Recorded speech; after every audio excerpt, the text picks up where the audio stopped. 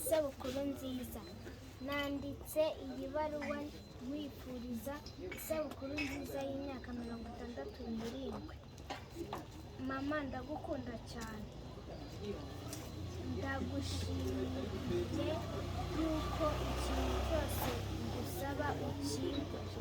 Warakoze.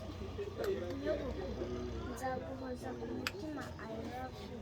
Isabukuru nziza nyogokuru.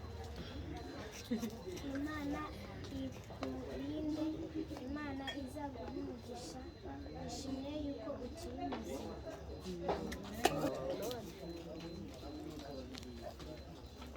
Nyogokuru, uraho? Nkwifurije isabukuru nziza.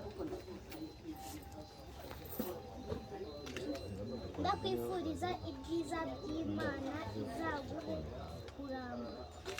Imana izaguhe imigisha myinshi. Ndagukunda cyane, kwifuriza ibyiza. Nishimiye ko wujuje imyaka 67. Nzaguhoza ku mutima. I love you, my grandmother. Happy birthday to you. Wow.